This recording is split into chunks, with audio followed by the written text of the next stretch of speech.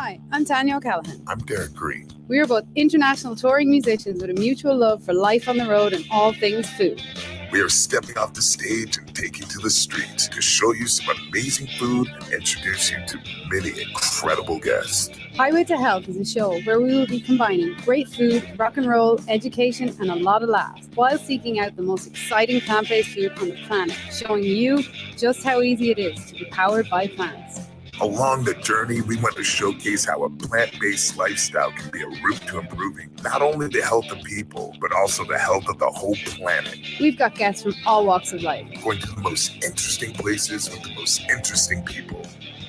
all joining us on our exciting adventure down what we are calling The Highway to Health.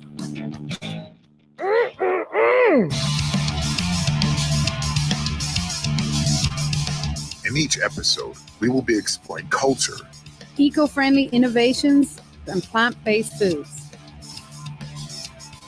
I'm Tanya O'Callaghan. I'm an Irish musician and international touring bass player. I've been touring for over 10 years with some of the biggest names in the music industry. My name is Derrick Green. I'm the singer of Sepultura, a metal band from Brazil that's been around for over 30 years. Is this one sweet? This is sweet. No? Oh my god. Oh my God.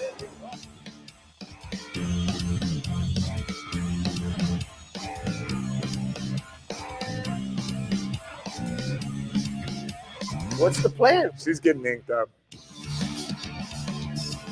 We're trying to solve a lot of things in the world, but how do you make people's lives better? Wow, that was delicious. Oh my God. Hi, my name is Tanya. I'm Derrick, and you're watching Highway to Hell. Is it birth hell? You said What's happening? It's the New York Hardcore Chronicles live. Live. It's alive. It's alive. Mad, yes, but only a madman could have created this. What's happening, people? Happy Sunday. I hope everybody's well around the world. What's going on? It's Shout Out Sunday. That's right. It's Big Shout Out Sunday day. So, yes, rest in peace. Chai Pig SNFU. Yep. No, I haven't played shuffleboard with my dad yet, but the shuffleboard court is out there. What's up, John from the UK? Hope you're well, man. Larry Kelly up in Boston. What's going on? Hope everybody's all right, you know, in these trying times that still seem to be very trying. A lot of crazy shit going on in the world still. But fear not, we have this show. We can get together here, talk about hardcore and talk about films and talk about other things and have our own community here. It's all about community and culture. Don't be fooled by cheap imitations. Paul Stone. What's up, Paul Stone? Welcome to the party. Yo, lockdown continues. It does. James up in Boston. Hey, man. Little Luzaretsky. What's up, bro? Upstate Rick. Yep. All the usual suspects are here.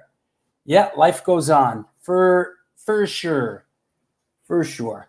Rich Zoller, I hope where are you, Rich? Rich Zoller, I hope you're getting ready for the show next week. By the way, while we're at it, while we're here, next week, a week from today, is what is it next week? And why don't I see it? Where the fuck did it go? Hold on. What's your rush? There's Ghosts in the Machine today. There's Ghosts in the Machine. A week from today is the New York Hardcore Firing Squad, the Worldwide Firing Squad show with Tim Daly, Rich Zoller, and Stephen Messina. We're going to be posting lots of photos talking about what it's like to be a New York hardcore photographer and get your ass kicked in the pit again and again and again. So that's a week from today. Also, this Wednesday is Sammy Siegler on the show. Judge, Shelter, Youth of Today, Side by Side, Glassjaw, Project X, Rival Schools, World Be Free, Constant Elevation, and Sammy Siegler, episode 44. Wednesday, July 22nd. So that should be cool. We all love Sammy, right? And then what else? Real quick here. How about this? I don't know. I haven't announced this on the show yet, but on Wednesday, July 29th, the CBGB's caucus is coming on the show.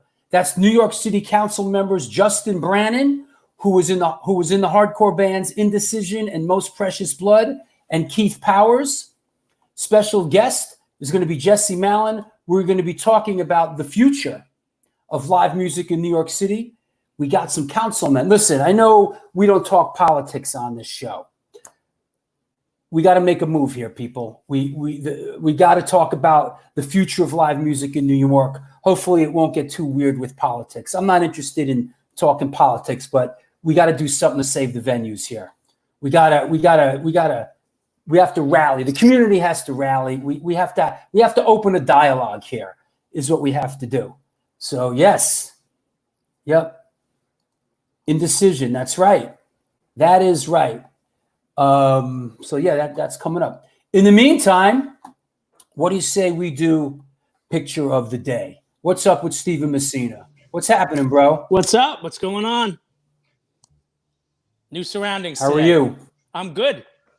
I'm in San Remo, Kings Park right now, and it is Shout Out Sunday. So I want to shout out my friend Mike Ruggiero, who is letting me use his living room here. And not only that, he's letting me raid his garden. Look at this. I got fresh peppers for the show today. Peppers. This one here, this is the hot one. I got fresh peppers. This is the one I'm saving for you. This is the hot one. Bro, I don't fuck with that, man. That's the medium, and this is the sweet stuff right here. Peppers from the garden. I'm a Jewish kid from Queens, man. I don't fuck with peppers like that, man. Oh no, this is good. I'm gonna give these to my mom. We're gonna make some omelets. But yeah, no, I'm psyched. It's a beautiful, oppressively hot day. It's like 90 degrees out today, right? Over 90. But we're gonna do some barbecuing, and we got Derrick. This is gonna be an awesome episode. Yeah, I feel excited about today's show. Not sure why. Me too. That intro was cool as hell. I didn't even know he was doing that. Yo, Derrick's doing cool shit, and we're gonna talk to him about it, man. Absolutely. Derrick has a rich history in and around the New York hardcore scene, and he's always doing cool stuff. What's that, Joe? Wait, where did I see that? Joanne's. I love your accents. Listen, you fucking douchebags. Hey, peppers and sausage. What's happening, Mark up in Canada? 90. Yeah, look, Todd from Warzone checking in. 90. It's over 110 by me. Yeah.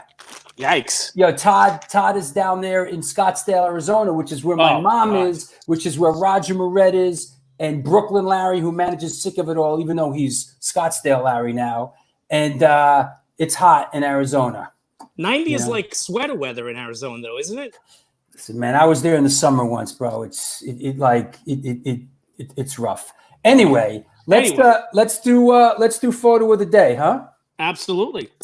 Anybody out there have an idea on this?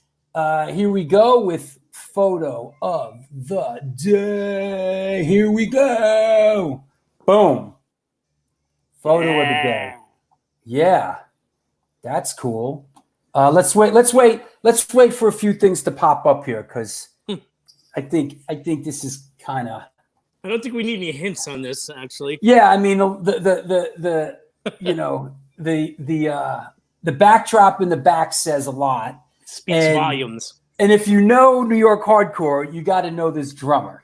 Yeah. So, so there you go. Yeah, here you go. Well, let's start with this. I don't know he played with Madball. There you go. Listen, Metal Gabe. You missed out if you didn't see it. I didn't see this either. I would like to have seen this. Oh, God. Well, anything he does, you talk about spice, adding spice to the omelet. This is the guy. Yes, Richard Sabatino, Madball drummer. Good. You're getting very good at this, Richard. Yes, it's the Madball drummer. You're really ramping up your game, Richard. Okay, here we go. Mackie played with Madball? Yeah. OG Mackie. Yep. I didn't think this was a big secret, but it was, for me, I thought it was awesome because, you know, having Mackie in the game, to me, he might be it's hard to say. Like when you watch all the people's 10 questions, Mackie is probably number one on 90% of them. Yeah. When you ask about best drummer in hardcore, but he is just a monster, and he's good one. Jason Bittner, good one. That's good. That's a good one. Yeah, but he was fantastic. I love that period of Madball, and he just, you know, he just really just anything he does, you could just watch him. There's some great videos. You know, like when they have those single cam videos on YouTube where it's just on the drummer the whole time? Yeah, I shot that. I got one of those is mine on YouTube. Yeah, that's probably the one I'm talking about. Listen, let me find that. Hold on. But Hold on a second. Yep. Yeah, man. This was, I think this was 06. This is right around 06, 07. This is taken in one of my favorite places back in the day called the Crazy Donkey in Farmingdale, Long Island. I was one of the house photographers there, and they used to get great shows there. And this particular show, you found it? Go on, yeah. This particular show was Madball and Wisdom in Chains. Yeah. And of course, Madball just like ripping the place apart like always. A quick taste of this because let's see it. We got to keep it moving. I shot this a couple of years ago. Yeah, this is the one I was talking about.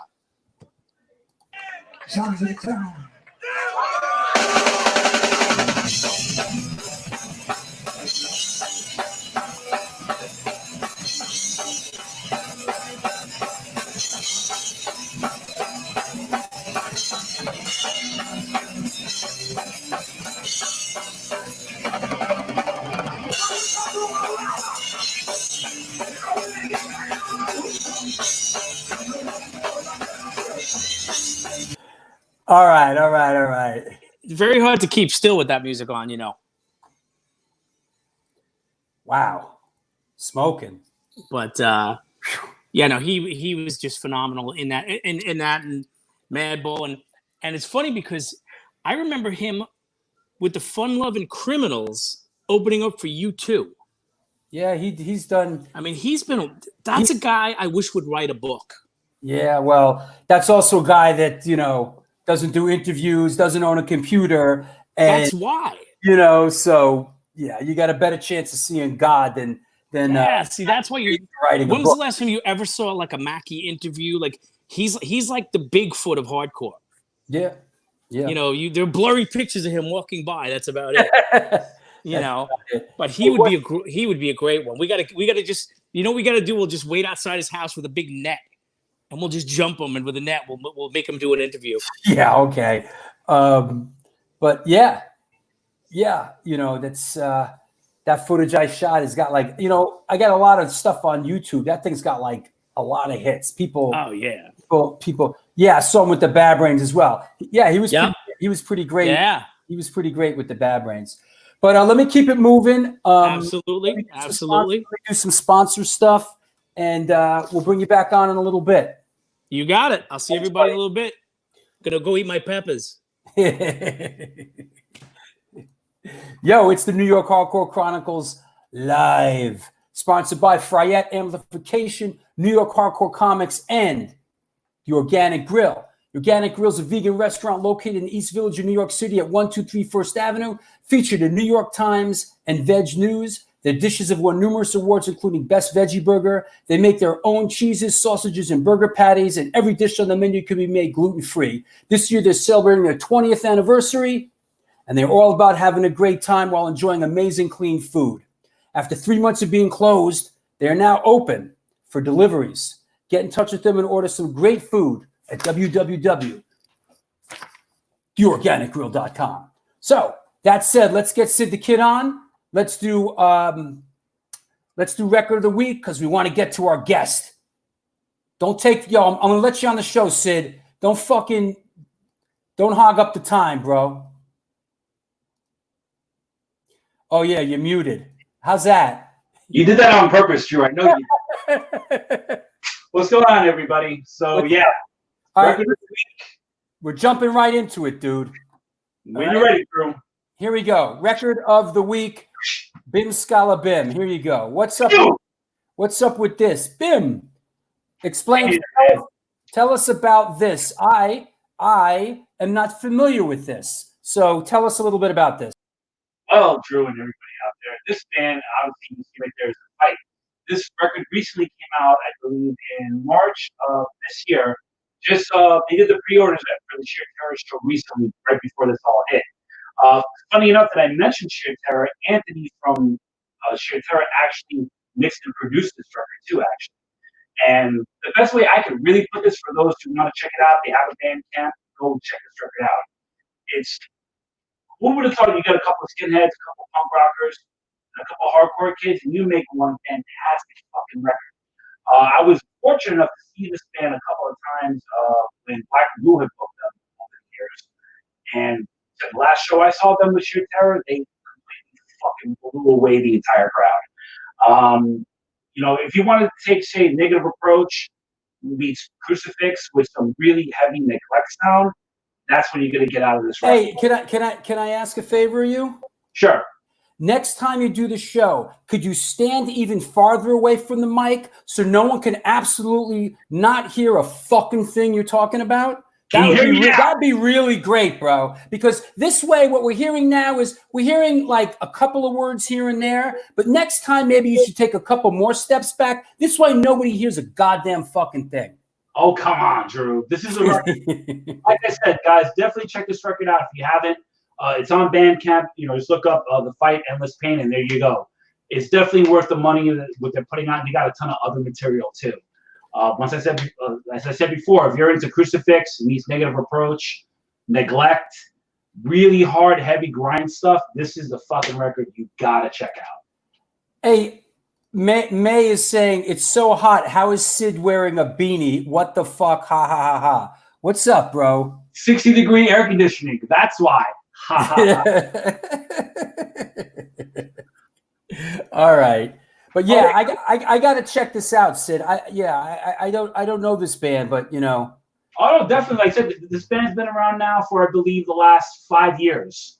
You know, granted, they're not as big as they should be, but they're definitely one of those underrated bands, especially within New York, that they don't get the credit that they really do deserve. And they put a lot of time into what they do, and they'll play anywhere. They're like one of those bands that just wants to play and just push that. We got to get them. We got to get them into the A7. Oh, Drew, make it happen, Drew. Make it happen. I'm in the business of making things happen, bro. Don't worry. Oh, speaking of that, wait, Drew, didn't we? Hey, Mike DeJean says the time for fun and games is over, Sid. Because it's time to get paid, Mike. All right. Thanks, Sid. That was record of the week, The Fight. Right, we'll talk to you in a bit. All righty. Thanks, guys. Yeah, talk to you soon. There you go. Sid the Kid, record of the week, The Fight. It's the New York Hardcore Chronicles Live, sponsored by Fryette Amplification, The Organic Grill, and New York Hardcore Comics. New York Hardcore Comics opened back in 2013 when lifelong friends Debo the Pro, Lee Fairley combined their collections and obsessions for comic books, punk rock, toys, statues, magic, the gathering, and all things horror. The store is located in 117 Main Street in lovely Dobbs Ferry, New York. If you want to support them during this pandemic, please contact them via email at newyorkhardcorecomics@gmail.com or any social media channel for an exclusive store package. $20 gets you one of each, exclusive shop t-shirt and sticker, Marvel Comics Venom #1 exclusive cover to New York Hardcore Comics. There you go. That said, let's get it popping. Let's clear the banners. Get your shoes and socks on, kids. It's right around the corner. We're gonna bring our first guest on. You know, I'm gonna get to all this other shout out stuff later, man. But you know, I'm excited about today's guest, and I want to get a crack a lacking. All right, enough. I don't know what you're doing over there, but you know, good record, Sid. Chad says. All right, thanks. We don't have AC in the UK. Well, that's rough. because some of us live for AC, you know? All right. That said, today's guest is an American singer-songwriter born and raised in Cleveland, Ohio. He is best known as the vocalist of the Brazilian heavy metal band Sepultura. At the age of 15, under the moniker of Simon Verde, he joined the band Outface with future members of Siv, Prong, and Filter. He also sang for Overfiend with members of Judge and Orange 9mm, and Alpha Jerk with members of Gorilla Biscuits and Sweet Diesel. In 1997, he joined Sepultura after the departure of group founder Max Cavalera, and since then, he has recorded an incredible 9 albums, 9 studio albums, very proficient with the band. Please welcome our old friend, one of the good guys, Mr. Derrick Green. What's up? What's up? What's up? What's up? How you feeling? I'm good, man. Thanks for coming on the show. Thanks for having me, man. It's been a minute. It has been a minute. You know, we'll get a little bit into our history, but it you know, before I reached out to you, it's been a couple of years, but we certainly had some real good times out on the road back in the day, man. I'll never forget that. Definitely. You know, let me say that. So what was happening with you when this thing hit? Did you guys have shows? What was going on with you artistically, sort of when things came to a grinding halt? Well, I guess I was in Brazil and we were rehearsing to go on tour. We had just recorded an album. The album came out in February. It's called Quadra. And we had worked on it actually in 2019. And so we were really prepared. We were in the studio and we're like, you know what? Let's skip doing all these festival shows for 2019. We'll hit it in 2020. You know, we'll have that time to write and work on the album. And then when it came around to our tour, which was supposed to be with Sacred Reich, Crowbar, and this band called Art of Shock. And we're going to do a North American tour. And we were so hyped up because of a lot of our friends, you know, especially Sacred Reich and Crowbar. Yeah. We had toured before. Sacred Reich have a great album out. Crowbar, they had new music out. And boom, everything just went to shit. Mid-March, that was when the tour was supposed to start. And then everything was in lockdown. And I came back to the US and I've been here since in LA at home. Wow. Yeah. Everything's on hold. Yeah, everything's on hold. It's really frustrating. You know, we had everything booked until December. And so it's frustrating because we don't know what's going to happen. You know, it's still undetermined what's going on, especially with live music. You know, you haven't heard anything in the news about any venues really opening up to have, what are they going to do, you know, to have live music again? So they haven't been talking about that. I mean, there's no sports. I figure until there's no sports venues opened or anything, then there's definitely not going to be any music venues open, unfortunately. Yeah, it's you know, I don't know if you noticed, but you know, I have some New York City councilmen coming on the show in like 2 weeks, and they created the CBGB's caucus to address, you know, these venues that are all going to go out of, they're all going to go out of business. They can't survive. Absolutely right. I mean, there's places like the Troubadour I heard here in LA that is going to be over, you know, done. Yeah. It's impossible to survive. There's no income. The Troubadour is going to be over? I don't know. It looks pretty over right now. I mean, Oh, is that right? Are you rocking the Todd Youth shirt? Let's see, man. Hell yeah, man. Of course. That's my boy, man. Yeah. Hell yeah, man. Todd was so influential growing up, you know, especially Murphy's Law. And they were doing shows traveling like Beastie Boys, and they would come through Cleveland. And that was when I first met them. And I became friends with Todd, you know, exchanged phone numbers. I remember just like calling up like, yeah, I'm moving to New York. I'm moving to New York. And he was always like really chill and kind with me, you know, all the time, calling and all the shit going on in the background. I could hear on the phone, you know, but he was still just always very chill. And, you know, it was really great inspiration, those guys. For sure. So that kind of segues into, so you're born and raised in Cleveland? That is correct, sir. You're the because I was wondering because when I announced the show, people were like, "Cleveland represent." You know, people were who won 6? That's right. people were stoked. Dog pound, baby, dog pound. You had the most like intense football fans there. For sure. Yeah. My roommate's like, "What the hell is going on?" Were you a Cleveland Brown fan growing up? Absolutely. I mean, it was impossible not to be a Browns fan. I mean, even though they're the worst team ever to exist in the NFL, they're the best in my heart. You know, I'll always have love for them. But you know, they had a couple of years. Like my dad was a film director. He worked with Brian Sipe, you know, and a couple. Those were the years, man. I mean, it was like the comeback kid or the cardiac kids. Yeah, it was like I mean, it was horrible though. I mean, stressed out. It was definitely the cardiac kids. You know what's crazy about the Cleveland Browns is Belichick coached them for a season, right? Or two seasons. Yeah, and then of course he went on to incredible glory. But growing up in Cleveland. Like, how did music come into your life? Did you come from a musical family? Tell us about that. Well, my mother was a music teacher, so I started very early with hearing a lot of different music at home, especially gospel music, classical music. My parents were pretty religious. My mother played in the church. She sang in the choir as well as my dad. And so it was always in our house. We had piano. I was learning to play piano. Each of my brother and sister had to learn to play an instrument. My brother played cello, my sister violin. Wow. I really got into jazz.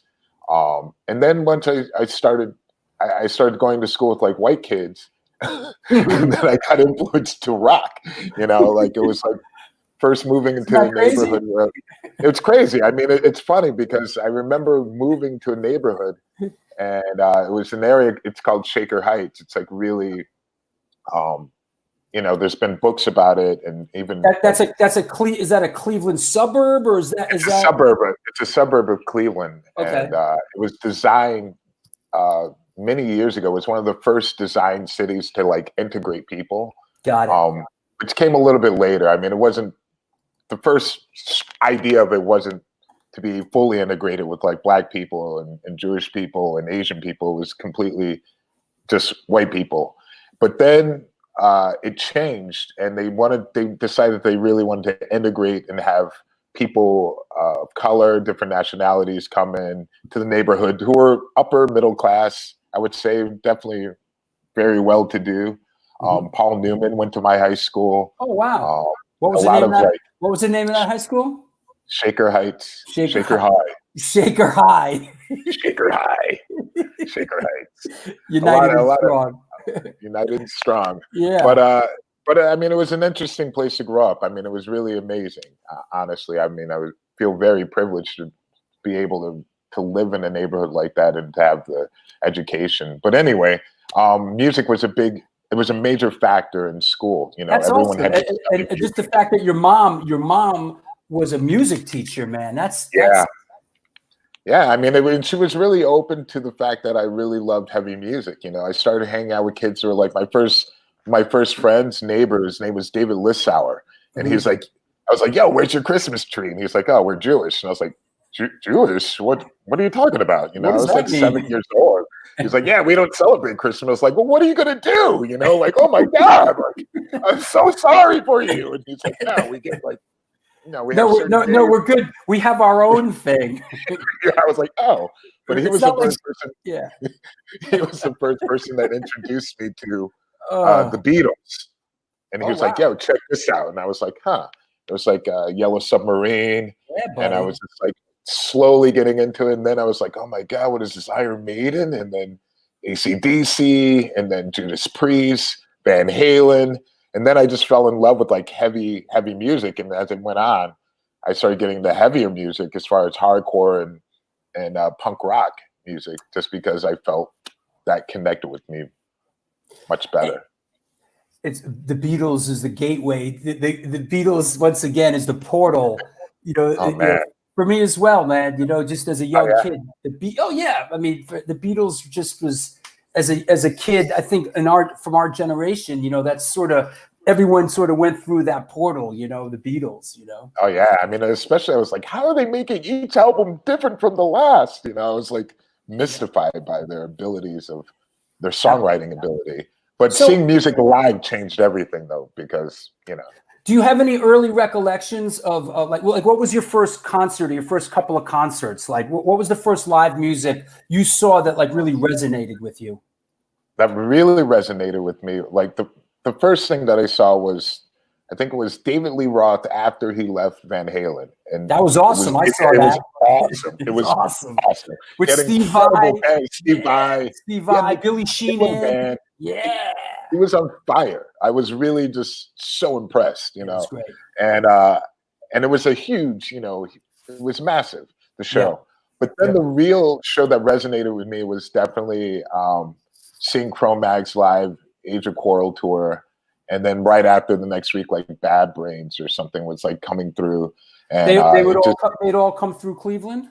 Yeah. All these bands were coming through Cleveland all the time. And what was the name of the venue? What was the main venue that bands like that played in Cleveland? Well, the main venue was definitely Peabody's Down Under. Yeah. In the flats, and a lot of bands played there. Yeah. But they were playing like this like shitty fucking place. It wasn't really a venue, but I mean, that show, I can still imagine in my head, like everything that was going on. And after seeing that show, I was like, I have to be in a hardcore punk band. I mean, just the energy of people jumping and running and, you know, the pit and just the chaos. You know, I'd never seen people move to music that way. You know, I blew my mind. Absolutely. You know, and then with Bad Brains, you know, with fucking HR, the best front person, you know, that's been around. I mean, that just sticks in your head. I was like, I have to, you know, and I was like, wow. And he's black, you know, the band is black, you know, but it wasn't really, I was just like, okay, I can identify with that. And then I just realized the whole scene wasn't all about just race, you know, it was about for sure. A lot of things that were really important. I mean, New York City hardcore, race really had nothing to do with anything, man. Absolutely not. But I was, you know, it's really interesting. That's New York. I could just speak for New York, you know. But growing up, like in Cleveland, and even in the school I was going to, very liberal or whatever you want to call it. I mean, I got hassled, you know, a lot. You know, I was skateboarding. It wasn't cool back then. It wasn't cool at all. Right. B, for growing dreads, because I started growing dreadlocks at 14, 15. And people are just, especially, you know, what's really funny, it was like a lot of black people were just like giving me shit, you know, more than anybody. They're just like, yo, why don't you comb your hair? What's wrong with you? Because nobody had motherfucker. I was like, damn, you need to comb your hair. It was like, why you listen to that crazy white boy shit? You know? Yeah, and then that, like, it was like, oh, that heavy stuff, that's satanic music. Why do you listen to that? We have to shout out Justin Flem, who's saying, "What's up, Drew Kuma? Checking in from New Jersey, riding around in my tow truck." That's hard. Oh my God, that's so badass. That's hard. What's up, Justin? How you feeling? Jersey represent, yo. In his tow truck. I love that. I love that people watch the show from their tow truck. I think that's amazing. You know what, Justin? Don't even pay attention to the road, bro. Just watch my show. Don't worry. The tow truck will drive itself. But anyway, back to the task at hand.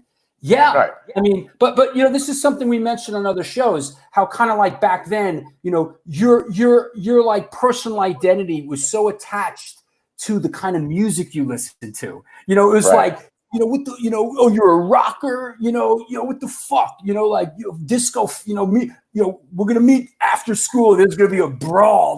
The you know, the discos and the rockers, you know, like that shit, you know. Yeah, I learned very quickly like that's bullshit, you know, like all these setting up walls and everything, because that was kind of going on in the scene too, like metal kids, hardcore kids, you know, and it's really corny, you know, in a way. It's just like, why can't you like everything? You know, it doesn't make any sense to have these divisions. Right. Jersey always represents. That's right, Kevin. That's right.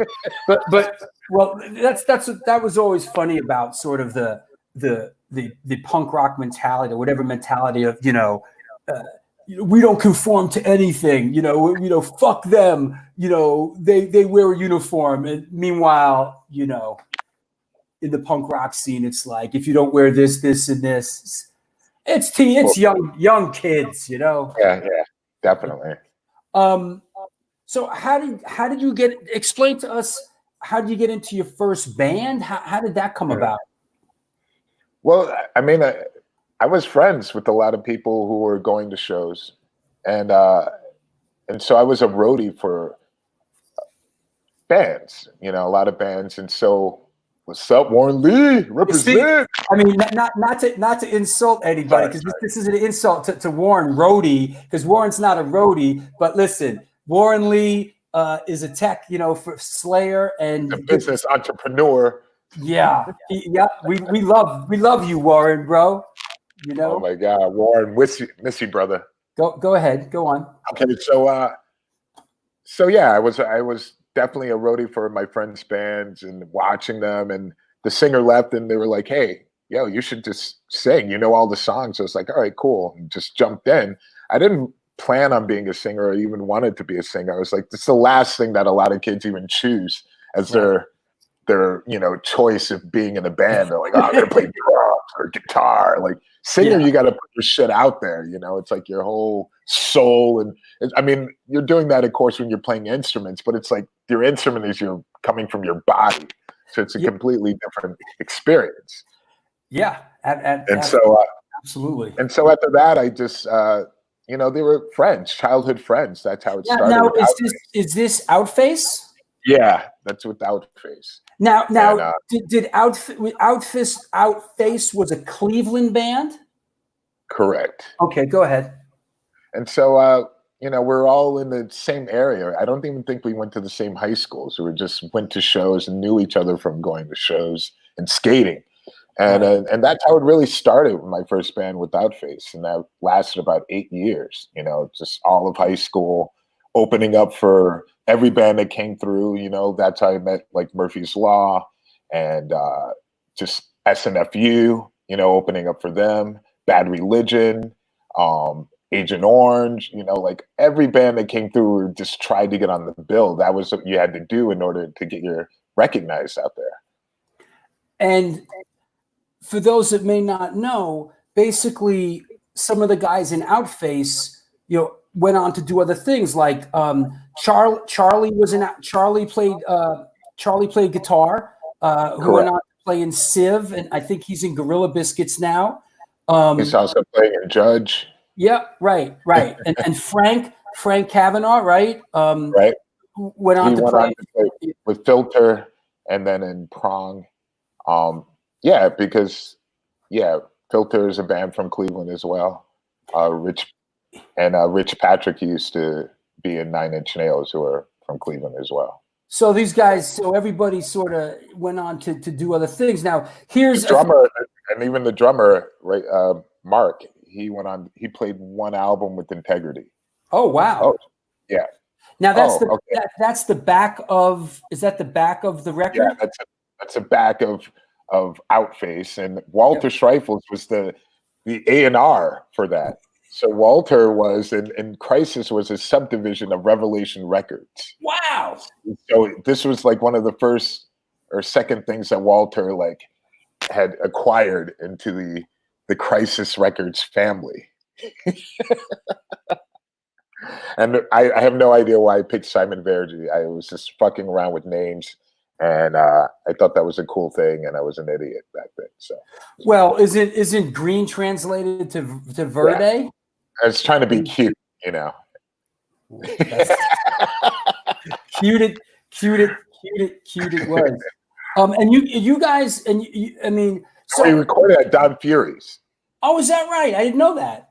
That's right. That's hard, bro. Yeah, we came to New York. It was like a dream come true. In the basement? In the basement of Don Fury's. Yeah. Oh, I gotta dig up a picture. Hold on. Man. Let me go into the archive. Hold on. Don Fury is like a legend in my mind. I was just like seeing all these albums, and I was like, oh shit. He's like, who's this Don Fury guy? And then meeting him, I was just like, wow. I just talked to him. Nothing that I imagined. Here you go. Don Fury's studio. There it is. That's I've right. never been so excited about going into like a dungeon before. I was like, You know, oh my God. isn't that crazy? And wait, I got another one in the archive somewhere. Hold on. Don. Where is Don now? Jesus. I talked to him the other day. I'll tell you where he is. Yeah. Hold on. I'll tell you in a second. Let me just put this other, because this one's sort of, Don Fury's, right there. Oh my God, that's it. Yeah. Yeah. So Wow. Don Fury is up in Troy, New York now. Don's up in Troy, New York. He told me at a certain point, he was like, listen, for the same amount of money I was paying rent for a studio space in Manhattan, I mortgaged this building in Troy, New York. So Donnie's up in Troy, New York. He has a big fucking place now. And I actually talked to him the other day because one of the A7 bands, a band called Gorilla Glue, I'm sort of working with them, and looks like we're going to go up to Don Fury's to record. Oh, wow. I called Don up, and I was like, "Yo, Don, we need the weekend teenage. Here's the keywords. Teenagers, hardcore band. Weekend, cheap. Right. Cheap. Yeah, and he's like, no problem, Drew. For you, no problem. Boom, boom, boom. The kids can sleep in the studio too, Yeah, of course, man. Goddamn right. Yeah. So you go and you recorded that. Wow, that must have been exciting. Was that so? You made a pilgrimage to New York and you recorded. Tell us about that. It was hilarious. We stayed. I mean, we were already friends with a lot of guys in Youth of Today and Gorilla Biscuits because they were playing a lot of shows, traveling through Cleveland, and Outface, my band, would open up for them. So we became really good friends. So when we arrived in New York, we'd either stay with them, and also my sister was living in New York. She's 10 years older than I am, and she's been in New York forever. So I'd always stay with her or hang out during the summer with her in New York. That makes sense. Yeah. So it was amazing. I was really excited about everything, even being, sleeping on couches or whatever. I mean, it was just to be there and to, I can even remember the smell of the room almost. It was just, and seeing everything on the wall of all the different bands that I really idolized, and still have a lot of respect for. That's absolutely, and that's part of the reason why I'm quarterbacking, this thing with this band Gorilla Glue. I feel like let's go record up at Don Fury's. I feel like the environment, for these teenage kids would just be really conducive, and a great experience for them. Don was incredible because he was the first person who was like, "Hey man, you should take voice lessons." Like straight up. He's like, it's going to really improve your game.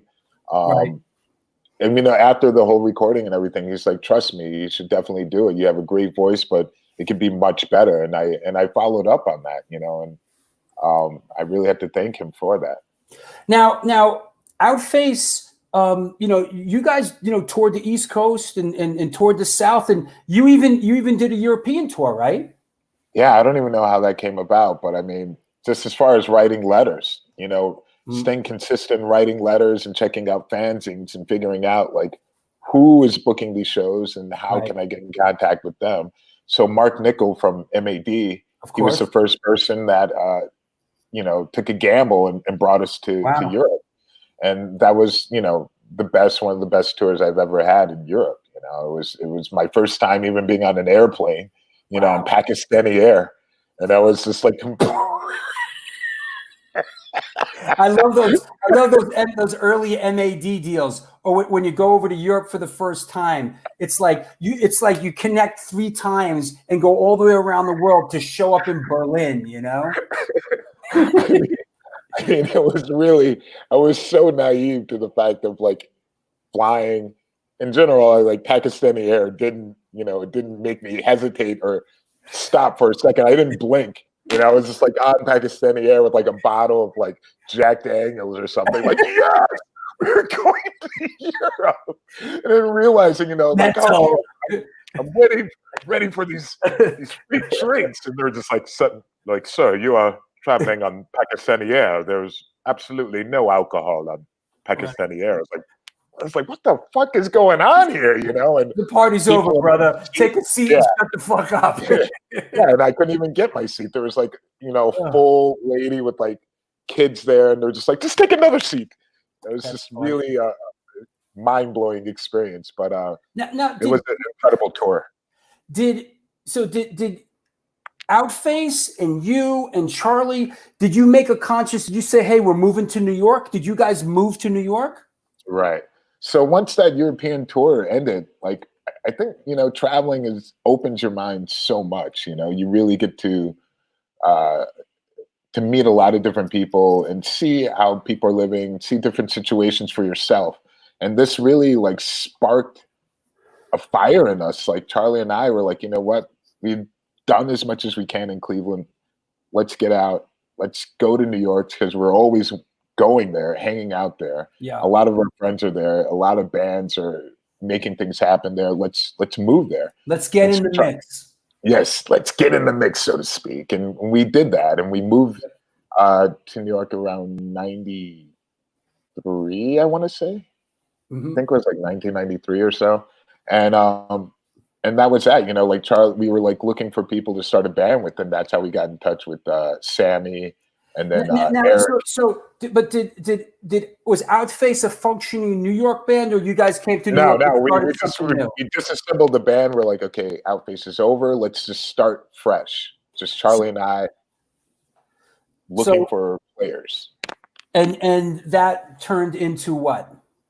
Well, that turned into a band called Overfiend. Right. And so then I met John Joseph like randomly just in the neighborhood, and then just ended up hanging out with them all the time. And he was like, hey, you should get Sarah to be in your band. She's an awesome bass player. I know her from back in the day, Sarah Cox. And she's really like, she knew everything, you know, knew everyone. And she was really old school. Like she was hanging out. She was there when in front of Brownies, that place that was on Avenue A, which is where Bad Brains and classic spot, you know. It was what was it called? 101A. Why am I drawing a blank? Yeah, A1 or A2 or something. 171A. Yes. And so which by the way, recently has been reopened. Jesse Mallon got his hands on it, and recently reopened as Coney Island Baby. And now it's reopened as something else, but it lives on, man. That's amazing. Yeah, that place has a lot of history. Yo, when he took it over, and I've been there a lot. I've done a bunch of things there. I played there, and I've done a bunch of things there. And the basement is still the same, like with the graffiti on it, and you know, it's pretty cool. You know, I seem to associate that band with for some reason with this place, Coney Island High. Yeah. You guys played Coney Island High a bunch of times, right? I'm not sure if Overfiend, if we played there. Okay. Maybe we did. No, we did. I just remember. Yeah, I seem to make that connection, but yeah. So, but I mean, with that, so John like introduced me to Sarah, who was mad cool. She played bass, and then Eric played for a short time, who was in Orange 9mm. Right. And then we got Sammy to play drums. Wow. And then, yeah, I mean, it was really cool. I mean, we started writing songs, but then Civ came about, and then Charlie left to go play with Civ and Sam. Right. Well, yeah.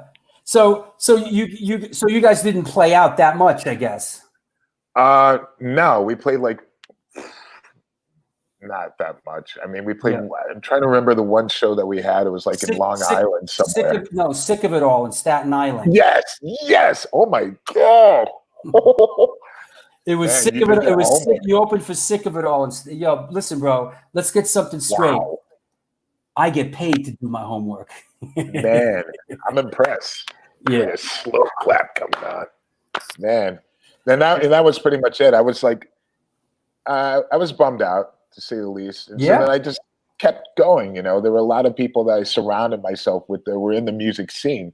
That's why I was really working, bouncing at a lot of the bars there, you know, like No Tell Motel, Babyland.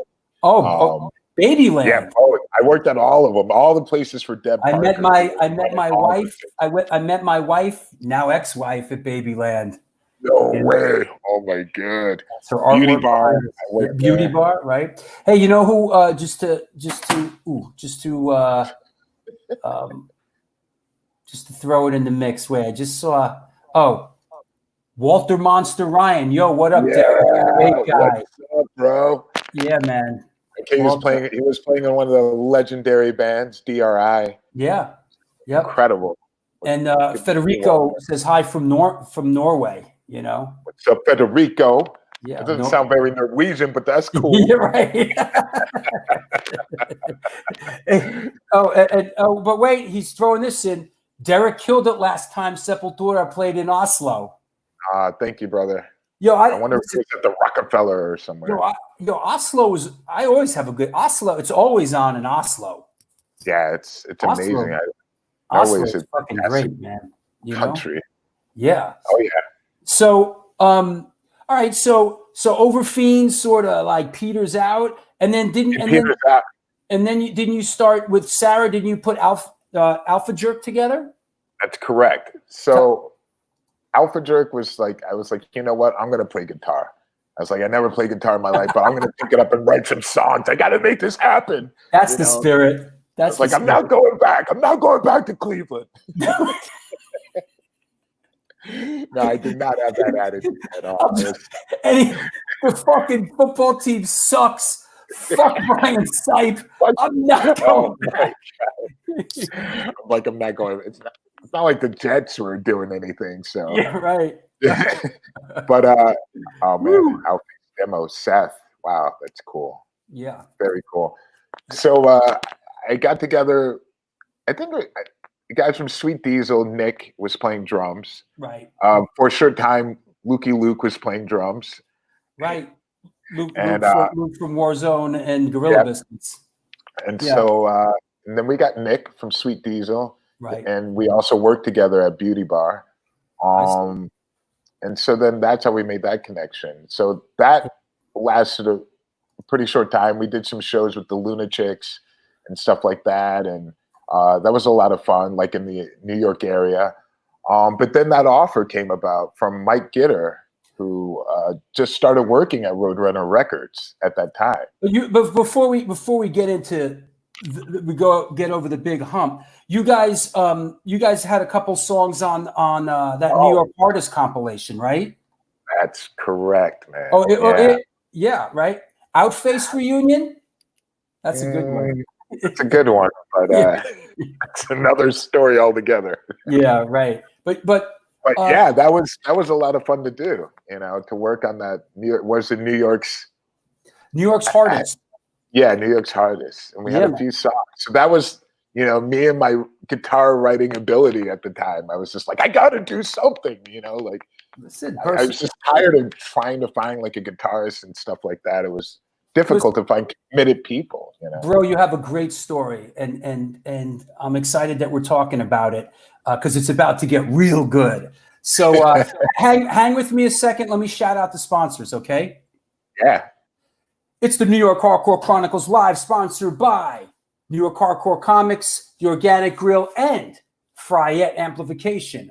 Fryette Amplification is a small company that makes guitar amps, attenuators, and direct recording products in North Hollywood, California. Their gear is used by the Deftones, Helmet, Candiria, Stone Temple Pilots, Antidote, Powerflow, Volbeat, Downset, and many other heavy bands. The brand new Deliverance 2 heads are now available at Fryette.com. Hey, I want to take this moment here to shout out some of my new patrons. I want to put the patron link up. Patron is where there's my Patreon link. Come be a patron on my Patreon page. I'm releasing all kinds of never before seen footage. I just I just put up a Warzone show from 1993 that no one's ever seen that I shot. I just put up an outtake from the Take Elitist video that I shot. It's all happening on this Patreon page because I ain't putting my shit up on the fucking internet anymore for it to get passed around like a cheap Tijuana hooker. It's not happening anymore. So if you want to see this cool shit and you want to support this show, please check out the Patreon page. There's a lot of different tiers there. I put some excerpt from my film, Who the Fuck Is That Guy? The Fabulous Journey of Michael Lago, that's on Netflix right now. A John Lydon excerpt. I got a lot of stuff coming down the pike. So come, join us. Join us. It's not too late. You can join. Take my hand. Take my hand. What's that scene in Road Warrior with Humongous? Who's like, your puny efforts. Anyway, so yeah, a lot of great stuff. Thank you, Dacia. So much great stuff on Patreon. Go check it out. There's great stuff on there. I'm releasing basically the Patreon page is really becoming like a private network to release all this stuff. And it's also a way that we communicate. We also do private shows, private dancer, private shows with everybody, the regulars. We just release it on Patreon. So check it out. Like Vinny says, just a couple of bucks to be a patron. There's Daisha, Taylor, Daisha. I got it. Sorry, hon. You enjoyed the John Lydon video. Thank you. I released a Johnny Rotten excerpt from the Alago film. Go check it out. There's a lot of great stuff. It's all on Patreon. Also, if Patreon is too complex and complicated, there's also a PayPal. That's Stone4124 at AOL. What I got to do is there's a way on Patreon to have like a one-time only button. I got to get that together. I got to get my tech crew on that. That said, yes, the Arnie Stone Legacy film was on Patreon, is on right now. The Arnie Stone Legacy film. Thank you, Mark, for reminding me. So that said, I want to thank everybody that supports the show, that has supported the show. We've all really moved this whole thing forward, and that's awesome. And there's a lot of great stuff to come. So, Drew, if you hate people stealing your shit, watermark them. Well, no, I have a Patreon page where I post my shit up now. And if you want to see my shit, you can join the Patreon page. That's kind of, did you miss Derrick? Scott Kaplan? Well, let me think. Actually, Scott, you did miss Derrick, but you know what, bro? You're a good dude. I'm going to bring Derrick back for you, man. So don't worry. Don't worry. That said, Nick Black Sabbath, what's up? All the extra stuff. Okay, enough of me hawking Patreon and all that shit. Take your yarmulke off and join it. Let's keep the show. Let's keep the show moving. Let me get rid of these banners and let's bring our guest back on. Let me see anything else. No, everybody's cool. Thanks for everybody with my dad and everything. He appreciates it. Arnie's gonna come on probably in the next show or two. That said, let's bring our guest back on and let's get down to the nitty gritty, brother. Sure. Hey, so let me read something, okay? And then you can embellish it. All right. All right.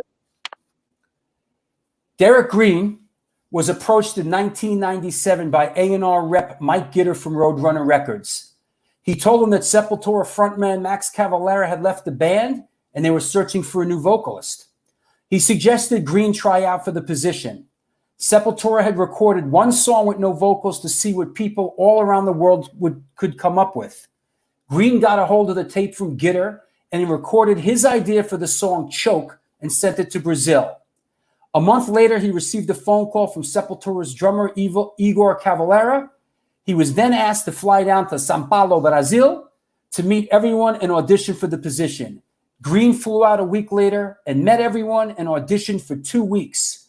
Green was asked to come back to Brazil and start recording his first album, Against, with Sepultura. Does that make sense? Absolutely. You know, that is true. But you know what's really funny is Go ahead. because hardcore had everything to do with getting, into this band. Tell us about it. So there were a few people that did recordings and tried the audition before I was there. So this is going to be really. I know a few of them. Right. Of them. Yep. So the first person I heard about was Jorge from right. Marauder. So That's Jorge right. went down to Brazil, Yep. did the audition, and then came back. Those guys, before that happened, those guys were living in the U.S. for almost over 8 years or so, and they had just moved back to Brazil, and that's when Jorge went down there. Yeah. So before that, Davide, who used to play in Orange 9mm, tried out for Sepultura as well. As a singer? Yes. Not many people know this. So he went to San Diego. He knew all the songs because he was a huge Sepultura fan, and he also plays guitar and he was singing. Right. So he went in, he was like, "Oh, I want to play all these old songs," and he was just going through, and they're like, "Wow, you're really amazing. Like, so what do you think?" And he was like, I don't want to do it." And they were like, "What?" And he was like, "Yeah, it's just kind of crazy for me, He's like, "I want to start a studio. I want to do my own thing," and he's like, "I just wanted to jam and see." And I just wanted to waste your time, basically, right? I don't know. I mean, there was probably some other really good reasons why, but it was very bizarre. But anyway, I talked to Davide, and he was like, "Hey, you can record the demo at my studio," and he really helped me out as far as the guys are really cool. They're very open. They really want somebody to be a part of the band. So come to my studio, and I'll help you do the demo to send to them. And how did Gitter? What was your connection to Mike Gitter? Gitter's been around the scene forever. He's going to shows consistently. All the time. I'd see him at every show, and so he had heard about Facing. He'd seen Alpha Jerk, and he had been following a lot of that. So for him, it was just like, wow, this guy could possibly be the singer because he's completely different from the old singer, and people aren't going to think that they're trying to replace the old singer with a double or something. He felt that the band needed a completely different direction. Yeah, and they certainly that's what they did, which I feel personally is really commendable. You know what I mean? They didn't they really went for they didn't want a carbon copy of what they had. They did something a little bit different, which is really cool. And I do remember, and we'll get to this later, but when you joined the band and on that first record, you played guitar, like the second guitar in live in a lot. So they kind of got, I don't know. Do you still play second guitar now and then in the band? No. After a while, I was playing guitar because I was playing guitar in Alpha Jerk, and I was like, you know what? I'll just carry that over and I'll play rhythm guitar. Right. But then I realized it's like I'm not really a guitarist. I could just go along and play, but what's the point of being half-ass at it? If I was going to play guitar, I'd want to be fully into it. And it was more important. I wanted to focus on vocals. I really wanted to get my position in the band strong with doing vocals. So I put down the guitar and just carried on with doing vocals and now percussion as well. That makes sense. And so you joined the band and you kind of stepped right into recording that record Against, right? Right. So what happened was after I went down to Brazil, I was there for 2 weeks. I came back to New York. I was still working the door at Lakeside Lounge, which is on right by Tompkins Square Park. Yes, of course. I had like a few jobs because I also worked there, and I also worked for Russell Simmons at Fat Farm on Prince Street. And that's how I met Toby from H2O. He was working across the street from me, and so we used to hang out all the time, like lunch breaks and stuff. But I was like, I got back, and then I got a phone call. It was like, hey, you want to come down to Brazil? And I was like, sure. And they're like, okay, we'll send you a ticket. Come down in a week. So So you sent the cassette down there, and then you got the call. Yeah, I got the call, and they were like, yeah, you got to come down here. I was like, all right. I'd never been to Brazil before. I didn't know anybody who's Brazilian. I never heard Portuguese spoken and even know it. You know, It was completely, I had no clue what I was stepping into, which I think helped. I think Davide knew much more about, like, it was going to be like a huge thing. So I was just like, oh yeah, and I know a couple. Were you familiar with the band at all? You know, what's funny was like I got a tape of Arise, and I got it from my friend named Max. It was from New York, and he was like, we're on a road trip, and he was like, yo, check out this band. I was like, Sepultura, Arise, all right, cool.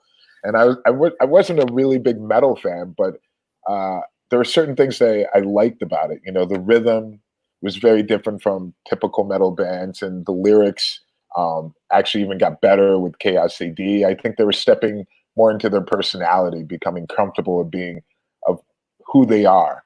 And so that really struck me. But I didn't know like the names of the members or anything like that. I was just like, oh, let's do this, you know. And I went down there, and you know, it completely blew my mind. And I came back, and I was like, I have to come back to Brazil, man. I really want to do this job.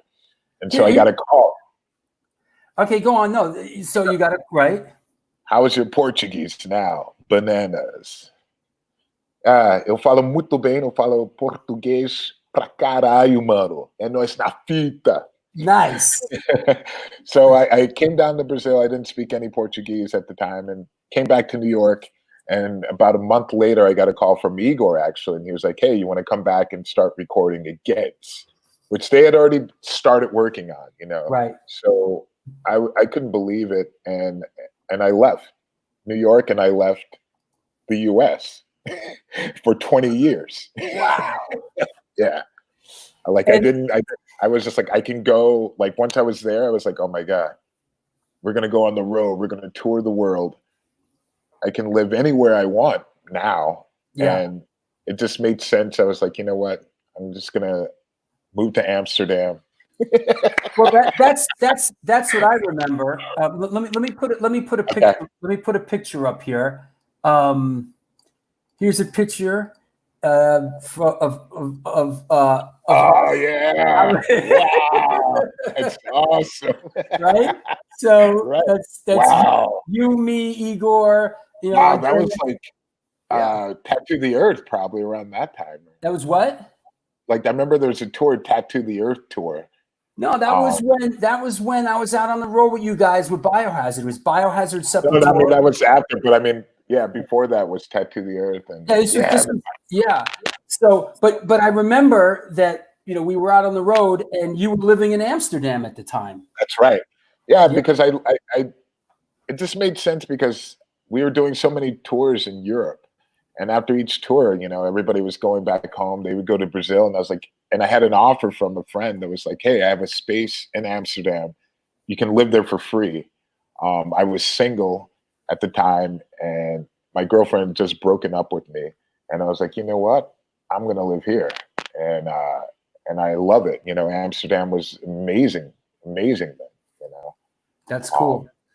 So that's... Yeah, I actually have a whole bunch of pictures from that tour, but this is the only one I have. That's so cool, man. That was great. Listen, you that was great, man, and you guys ripped it on that tour. I mean, you came out and man, you guys fucking ripped it, man. I mean, that was so much fun, man. Really a great time. I think we did. That was America, right? There was a whole American tour we did, yeah. And it was great. You know what? We're gonna take a couple questions as we go here. So Scott Kaplan says, "What inspired you to write Reza?" Eza. Excuse me. Eza. Yeah. I met you at the 3rd annual New York City Tattoo Convention. You were kind enough to sign an autograph. So, what inspired you to write that? It's a song. It means it's a prayer, actually. And who wrote the song? His name is João Gordo. He plays in this band called Ratos de Porão. Yeah. And so he wrote the song.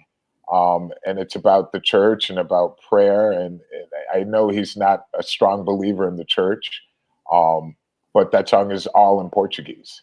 So that was a song inspired by João Gordo. Gotcha. Cool. Yes. All right, Scott. Question. R is H in Portuguese. All the Gracies taught me that. See, yeah, that's right, bananas. Oops. You see, he's learning. That's true. Bananas knows the shit. Ratos de the D's are like G. Ratos de Peru. Ratos de Poreo rules. Is that a band? Yeah, that's the band that Gordo is, the guy that wrote the song Heaven. Got it. Okay. Yep. Got it. All right, Federico. Very good.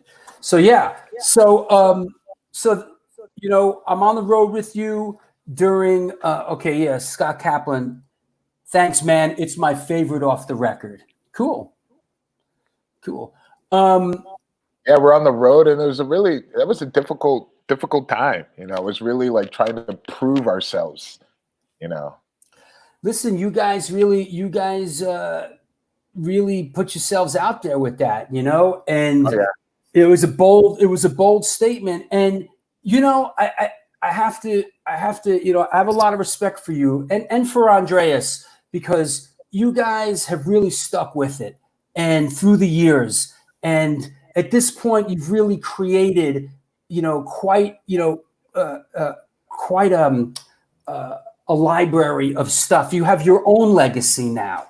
You know, it's like, you know, Sepultura, you know, early Sepultura, okay, you know, great, good stuff, fantastic stuff, you know, not historical, but really, you know, you've created your own legacy. I mean, you've done 9 fucking studio records with them, plus cover records and live records. I mean, you guys have really stayed the course and really worked hard at it and really took all the shit and all the crap and all the, you know, the jive and kept going. I have a lot of respect for you guys for that, you know? Thank you, man. Appreciate that. Yeah, I think it really has to do with a lot of hardcore ethics. I always say that, you know, in many interviews, people are like, your background. I was like, I wouldn't be here if it wasn't for being in that scene, you know, that positive scene, that state of mind, you know, has always been, you know, a spark, you know, it's always been a fire that's driven me.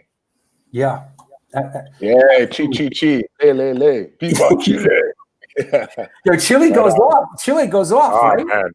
Chile is one of the best places to play in the world. I mean, they have the best crowd, the most insane crowd you can possibly imagine. I mean, if you look up like online, like Sepultura, Troops of Doom, Chile, you'll see like a great representation of what the crowd is like in Chile.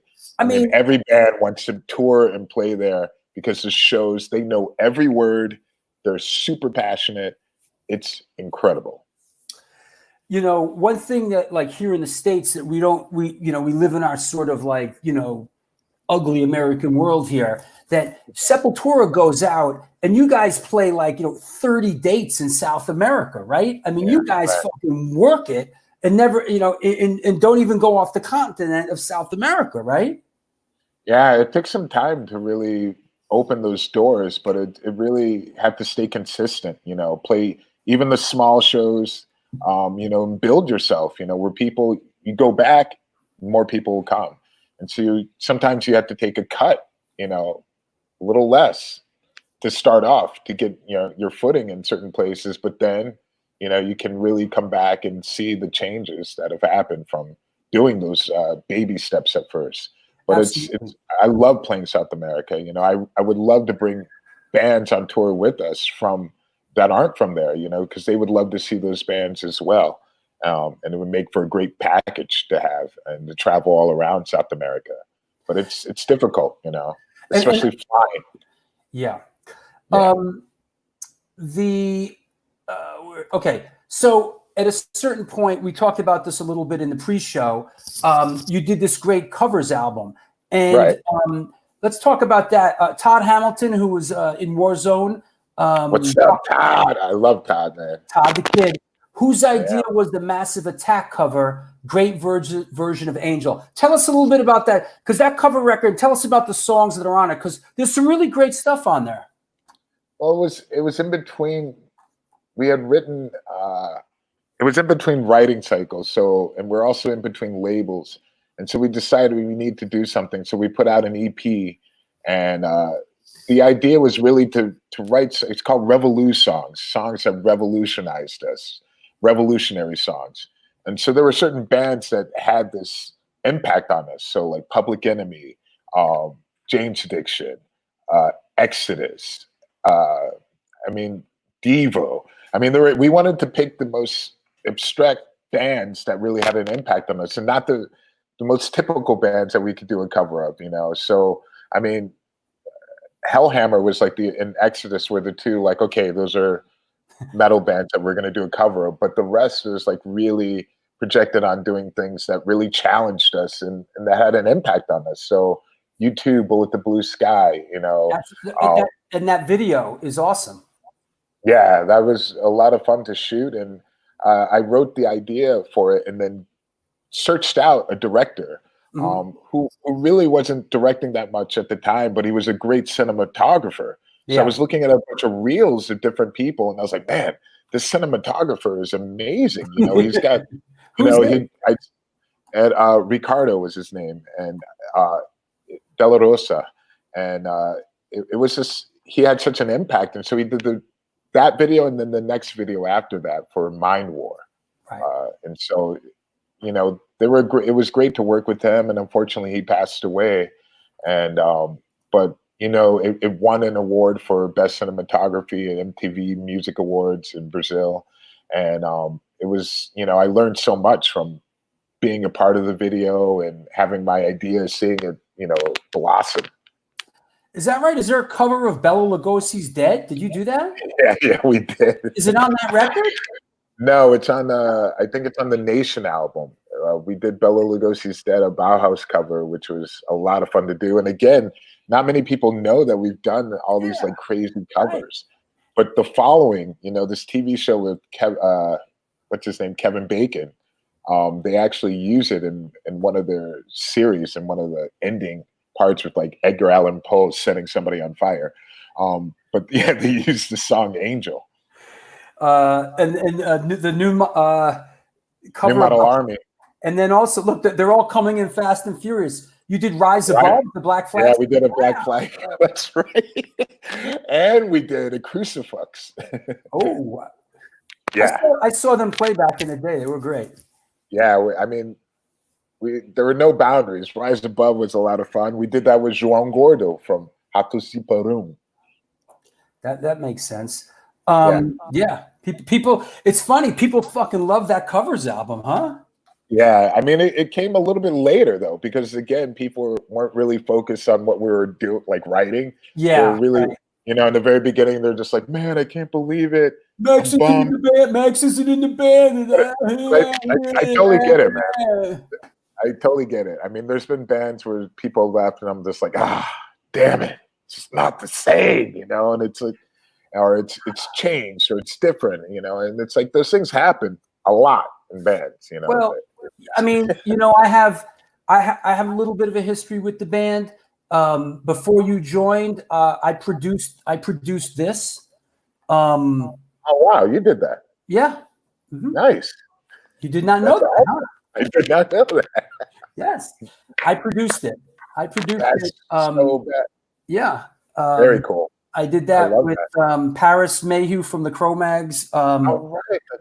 Directed it, and I produced it. I did know that because I was reading the back of it, and I was like, holy shit, because I got a lot of stuff from Roadrunner when they're like, okay, you're in the band now. And so I just went in there, I rated all their shit. I was like, yo, you got all this stuff back here. And I was like, what's this Slipknot stuff? And they're like, don't worry about it. Yep. Yeah, so I did that back with Paris back in the day. I produced it, and we spent a lot of time in an edit room. The band sent us like a box of tapes and said, do something with this, and it was like, all stuff from Max and Gloria and the whole bunch of them. And we got together. And my experience, dealing with the band was very pleasant. We did some good work. Came out together. great, man. And really did. Right. And then, okay, listen, when you're in an edit room editing something like this for like a month, you end up feeling like you really have an intimate connection with Right. you know what I mean? It's like when I make these films and I interview somebody, and then I'm in a room with them, editing it for months and months and months and months. And then I see the person again. I'm like, yo, it's me. And they're sort of like, huh?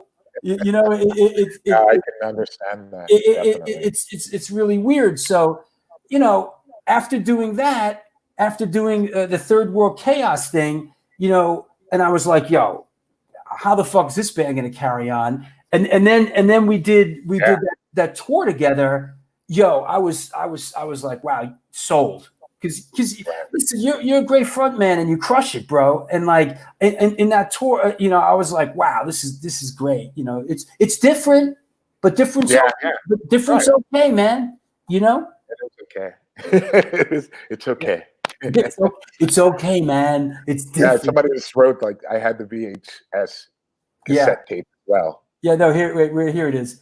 I remember watching Third World Chaos VHS growing up. Good work, Drew. Yeah, very good work. I think that thing went I think at the time in like the VHS world, I think it went gold, like whatever that gold is. Probably did. I should call Roadrunner and be like, yo, I need a gold record for another one to add to my collection. Bastards. Go next to my Run DMC one and my Onyx one, and Nice. So Nice. Yeah. So let's see. Let me shout out the sponsors again and say my spiel, and then you'll come back and let's take some questions, huh? Okay, cool. Okay. All right. Great show, huh? And you're a part of it, and thank you. You are what makes this show great. I am but the conduit. I am but the conduit to great interviews. But this is the New York Hardcore Chronicles Live, sponsored by Fryette Amplification, New York Hardcore Comics, and The Organic Grill. Just want to remind everybody, coming up on Wednesday, this Wednesday is Sammy Siegler. And then a week from today is the Worldwide Hardcore Firing Squad, the photographer show. After that is the CBGB Caucus with Councilman Justin Brannan from Indecision and Most Precious Blood and his constituents. The other New York Councilman Keith Powers and Jesse Mallon's going to be on that show as well. And then also, I got to put this one up real quick. The 50th show is coming up. Get your shoes and socks on, kids. It's right around the corner. Don motherfucking Airy is coming on the show. Deep Purple, Rainbow, Ozzy Osbourne, Black Sabbath, Electric Light Orchestra, Gary Moore, Judas Priest, Wishbone Ass, and Whitesnake, and Jethro Tull. Yo, Mr. Crowley. What? Actually, I played that Mr. Crowley clip on the last show, and that's what got the whole show knocked off YouTube. So I won't make that mistake again. But yeah. So 50th show with Don Airy, Deep Purple, and all that. That should be really, really great. Also, as if you don't know already, I'll tell you one more time. Support me on Patreon. I want to thank a couple of patrons, a couple of my new patrons. Rob Browning, Mike Dox, Victor Mogilensky, Derrick Moomin, Mary Belaish, Jamal Harrison, Carlo Anselmo Jr., Slimy Slim, Mark Tolch up in Canada. Thank you, brother. Bananas Pandacalypse. Jurassic Punk. You guys go under these monikers, but I know your real names, but I don't know if I should be saying, if you want me to say your real name on the show. So Bananas Pandacalypse, Jurassic Punk, Whitney Crawford. Thank you, hon. Chris, Mucky Chris from Mucky Pup. Thank you, brother. Eliza Chucky Perez, Malte Mueller, and Jerry Farley, who produced the Sick of It All stuff and all that. That's the Patreon address there, www.patreon.com. Come, join us. Join us. Join us. Join us on Patreon. Yeah. You know what I'm saying? That's where it's going down. So here you go. Don't say my name. Don't worry, I won't, bro. Listen. Thank you, he whose name cannot be spoken. What else? There you go. All right. So that said, Patreon, it's all good. Hope everybody's okay out there. It's a crazy world. PayPalers get no respect here. You know what? You're wrong, bro. You're fucking wrong, man. Fucking wrong. I want to thank my PayPal contributors. Brian Whittemore, Josh Lent, Eric Ackerbloom, Stephen Hogan, Lenny and Michelle B., Mark Tulch, Edgar Reyes, Gina B., Michael Kovalensky, Ricky Mahler, Chad Stacy, Jason Learnoff from Warzone, Mac Ray from Antidote, Dominic Colella, RS70 Entertainment, who created that logo, Scott Geeman, Adon Genkars, Nick Mondello, John Lombardi, and Emily Morgan. How's that? Happy Jack. PayPalers do get respect here. And thank you. Or something like that. So yeah, so there you go. Great show, Drew. Derrick Moomin. Thank you, buddy. Thank you for supporting me. All you people that support this show, it inspires me. You see how much homework I do for these fucking shows? It's a lot, but I love it. So thank you for giving me the opportunity to do what I love. Thank you for giving me the opportunity to live my dream as an independent artist. I couldn't do it without you. So thank you very much. That said,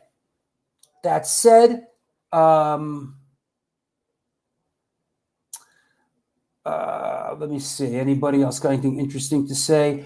I thought there was a copyright provision that permits you to use 10, 15, 30 seconds of music without copyright obligation. Yeah, it's like 5 seconds, but on the Planet of the Apes show, I played like 5 copyrighted clips, and they were like, yeah, buddy, you're out of here. So, you know, that's why I'm trying to edit it down to get it back on the air. That was the first show of the 40-something shows I've done that's gotten yanked. You know, I went too big with the copyrighted stuff. You know, you live and you learn. That said, let's take some questions for Derrick Green. If you have any questions, and you might have asked them before earlier in the show, please post them up again for Derrick Green. And please do us all a favor. Don't ask the dumb shit. Hey, when you and Max Cavalera hang out, or when are you getting together with Max, or hey, Sepultura. Listen, bro, bring that's for another fucking show. Seriously, keep that dumb shit elsewhere. On that note, are we going to get a Planet of the Apes show part 2? Bro, I got kicked off. The show got shut down, Jamal. But good to hear you again. But you know what I'd love to do? A lot of suggestions about doing another movie show. Like maybe like a Jaw. I'd like to do it like a Jaws show, or John Carpenter, The Thing. I love that. Or The Warriors. Maybe we'll do a Warriors show. That would be cool. So there you go. Enough. I'm also friends with some of the actors that are in The Warriors. That might be cool. I could probably get 1 or 2 of them to come on. So that would be cool. So that said, enough of my bullshit, because not even I want to hear my bullshit. So let's bring back on our guest, and let's take some questions. What's up, buddy? What's up? Yeah. So, what are you looking at porn? What are you doing over there? No, not yet. Right. Hey, you know what? Let's do this. Let's take a couple questions, and then I want to talk to you about the clip that we played in the beginning of the show. I got a couple of photos to go with that. That's really interesting. Let me see what we got here. We got all kinds of characters. We got any Brazilians out there? Brasileiros. Porra, fala aí, brasileiros. What does this mean? Ask him if drummer, just as Chucky Brown, our boy from Crazy Eddie, ask him if drummer Dave Lombardo plays drums on the track Obsessed. Yes, Dave Lombardo did come into the studio. He's friends with Ross Robinson, the producer of that album. And so he happened to be in the neighborhood with this kid. And then we kind of, pushed him into just playing some stuff, hanging out and play around a little bit. And so it just happened to happen just by chance, it wasn't planned out at all, which was really cool. Was Igor still in the band then? No, he was our current drummer now, Eloy Casagrande, who is a beast. He's a beast. He's one of the best in the business. I saw a clip of him playing, and I was like, "Oh my god!"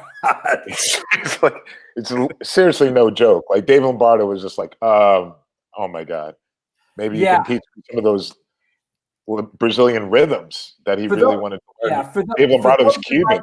For those that might not know, check out this guy that's playing drums for Sepultura now. Oh my god, he's off the hook. He's really one of the best I've ever seen. Hands down. How do you pronounce his name? Eloy? Eloy Casagrande.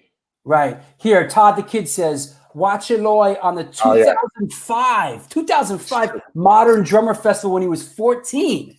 Yeah, it's incredible because he won a contest to come to America to play when he was 14.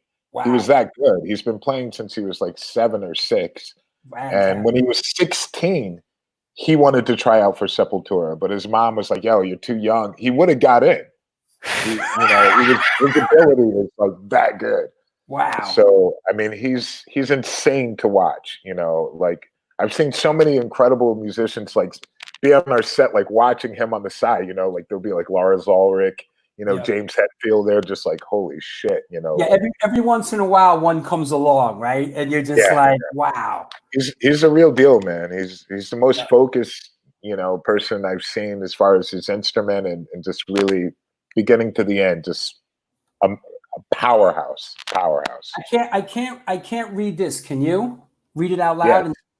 Eloy de outra planeta chega a ser chato. What does that mean? Eloy is from another planet. There's nothing boring about him. Here's one from our friend Paul Roland. Derrick Green, what's the significance of the number 4 on the new record? The 4 is us as a four piece. It's like numerology. The number 4 is a very powerful number, and we've always felt that this energy comes together when the 4 of us are all together playing a show or in the studio. It's something that's very special that comes about. And so 4 was so significant also throughout history, like the 4 horsemen, and things like that, so we felt this energy, like with, like coming together like Voltron, so it's kind of like that feeling, that attitude of like, when we're together, we can really accomplish many things. That's great, man. That's awesome. Thank you, Paul, for the question. Yeah, that's a good one. Now, what this Sepultura live thing? Sepultura. So, Derrick, how did you start? How did you start the Sepultura live jam series, and who have you played with during the series? Good question, Kevin. Basically, we started because the lockdown and everyone was really bored, and we had to figure out how could we stay connected with fans. So it was a great idea that was put together. I believe Andreas was really the driving force behind that, to really get, a Q&A at the very beginning of it, where we invite different guests, different people we know from the past, musicians we played with or producers, and then doing a live song, a Sepultura song, where we're each in our house playing the song. And then we started inviting guests to play a Sepultura song with us. Cool. So we had Phil Wren from Sacred Reich. We had Chavo from System of a Down. We had like so many more guests they're going to be on. It's just been a lot of fun. We had the drummer from Overkill. We keep mixing it up. And then we have at the end of it, we have like a sessions like storyteller talking about album covers that we've had, That's awesome. tours that we've done. So it's been a lot of fun, and we're going to continue doing this every Wednesday to really connect with all the fans. And then we also have charities that you can donate to each time, changing up the charities that you can donate to. Fantastic. Here's a interesting one from Justin Stolz. What was the story behind the Japanese Taiko drums on Kametachi on Against? The Taiko drums on Kametachi. Hey, Biru kudasai. Well, basically, on the recording of Against, there's this band called Kodo, and they're from an island called Sadu Island. And so we had seen them play previously, and we felt that they had so much energy and so much power that we felt that we could collaborate with them to do something. So we reached out to Kodo, and they wrote back saying like, yeah, you can come to the island and we can record something together, which is amazing. I unfortunately wasn't able to go to the island because I was recording the vocals for Against. So the other guys went to Japan, to Sado Island. The Taiko drums are huge drums that they play traditional drums. And on this island, that's what you were born to do. That's what you do. If you're born there, you're going to play Taiko drums. And so they're massive drums, and they have the symbol, the Against symbol, they're on the drums. It's like a power symbol for like thunder, you know, the power of thunder, I believe. And we wrote a song with them. It's called Kametachi. It was an instrumental song, and it was like filled with the whole room filled with drums, even a flautist, a person that plays the flute. And it sounds like a Japanese like fighting movie. You know, it's an incredible song. And Mike Patton actually heard the song and was like, yo, I want to do vocals for this. That's so cool. Mike Patton eventually ended up doing vocals on that song. One or two more, and let's check out this other thing. What's your favorite band from Brazil? Which Brazilian hardcore bands do you like? Well, my favorite band of all time is called Chico Science Nação Zumbi. And the lead singer died a while ago, but the band is incredible, and they're from the northeast of Brazil. And they're just the most creative band that I've heard from, you know, my generation, our generation. They're incredible and hardcore type band. There's a new band that I got turned on to called Mad Chicken, and they're like kind of like stoner rock, but I really enjoy their demo that they sent me. Is that a Brazilian band? Yeah, Mad Chicken. It's like Mad Chicken, bro. What are we gonna call our band? What should we call our band? Like mad. But I love it when they come up with different names there, because you know what? It's like, are they young? Are they young kids? I think they're pretty young. I hope so. You know, it's like the band Gorilla Glue. You know, it's like right. Yeah, it's like, all right. Gorilla Glue. Is that right? Uncle Al from Murphy's Law lives down in Brazil and has a band. Have you heard that? I didn't hear that. Yeah, I think he lives. I don't know if it's Brazil, where Al lives. Brazil, I definitely would have heard. Yeah, something about not that. sure that. But let's talk about. Let me put this photo up, and let's talk you got about photos. There's a shot of you, and this is Tanya, right? Tanya. That's Tanya O'Callaghan. She's from. Tell us a little bit about the lovely, me being a sucker for, you know, white girls with dreads. Tell us a little bit about Tanya and what her backstory is. Okay, Tanya is a bass player. She's an incredible bass player, and she's from Ireland originally, a small town called Mullingar, and she lives in LA now. She's an activist, and for animal rights, and she's on this program. She's my co-host for the show Highway to Health that we're doing. She's now playing with Steven Adler band, right. And she's also played with Dee Schneider and like thousands of other musicians. And she's amazing, and she's definitely rocks out. And so, tell us about the show. That I played in the beginning? Like, all right.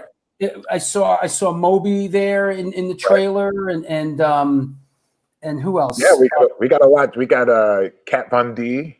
Oh, that's and, right. Yeah. Kevin Smith, and so basically the idea came about because we tour so much. I'm a vegan. Lived my whole life plant-based primarily. It's been 33 years since I've eaten meat, and so I've just noticed all the changes that are happening in the scene. And also what I noticed is that I was watching a lot of like cooking shows or travel shows, and they were all geared around meat. And I was like, these shows, they're done really well, and I really like them, but I would never eat that shit. And a lot of it's unhealthy, a lot of the stuff that they're promoting and cooking, and expensive. Like I was like, I could never afford any of this shit, or go to a restaurant, and I would never go to that restaurant just because it's unaffordable and just unrealistic. So I felt that I wanted to see a show where they were showing plant-based food and interesting people in places where are affordable for everybody, and just a whole lot more sustainability. I wanted to see a show that tackles that as well, and kind of teach people and break the stereotypes that exist around that whole healthy food and plant-based world. But I wanted a show that wasn't preaching to me, because I hate those preachy vegans. They drive me crazy. People are just like in your face, angry and aggressive. And I assume you're still friends with John Joseph, and absolutely. I've heard a similar.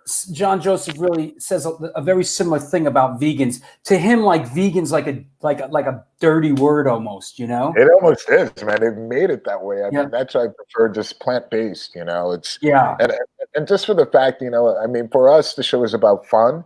And we don't have only vegans on the show. It's not about that. It's actually, we're trying to reach people who aren't vegans. Yeah. So we want to have people who, I applaud people who are like, hey, I have one day in the week where I don't eat meat. And I'm like, yeah, that's a great way to go. You never did that before, and that's something new for you. That really makes a difference. It has an impact. So for me, I'm always cheering people, giving them positivity when they are making those small changes that really add up to big changes. So I don't like to see when people are putting other people down, like, but you still wear this, or you're still drinking milk, or it's just like one step at a time. Let that person make their own decision. And I just want to put things out there for people to see where they can make their own choices. And I want to hear the questions that they might have about plant-based diet or lifestyle that many people have, like, where do you get your protein from? It's too expensive. What would I shop for? What about kids? Is it healthy for that?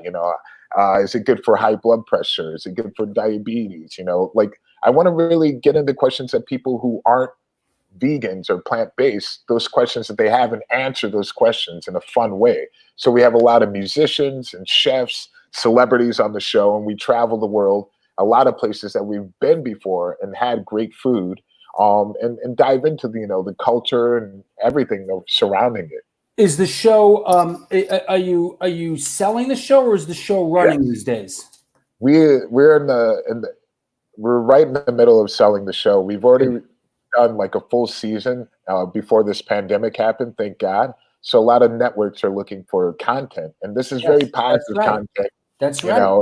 You know what I'm saying? So hey, listen, I know what you're saying. I'm sitting here editing a new film right now, and if you have content before this pandemic hit, you're in a good place. So absolutely. I don't know if your show is sold, but if it isn't, let me know. I'll probably get it sold for you in 5 minutes, bro. I mean, it's really a lot of people coming at us now because it's good. It's good for the times. It's very positive. It takes your mind off the pandemic, and it actually dives into things that can help you survive during the pandemic by having a healthy immunity system. And I also think that the two hosts, I like the dichotomy between the two hosts. Absolutely. I don't know if you know this, but my brother Evan Stone is a director, cinematographer, and his show is Expedition Unknown, which is the #1 rated show on the Discovery Channel, and he travels the world. He's been on the show here a couple of times. Josh Gates hosts that show, and the host thing is absolutely paramount.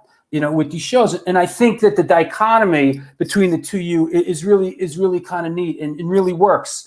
I think so too.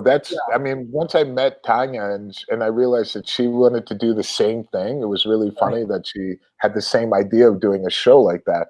I felt that would be a great combination. I mean, she's coming from a completely different scenario that I'm coming from, but it's all united through music. And so it makes sense. And also the ideas that we have, about lifestyle and everything. So it's great for people to see that, she's coming from a small place and I'm coming from Cleveland. And we show that on the show, on one of the episodes, we go to our hometowns and show like how it even evolved into where it is now.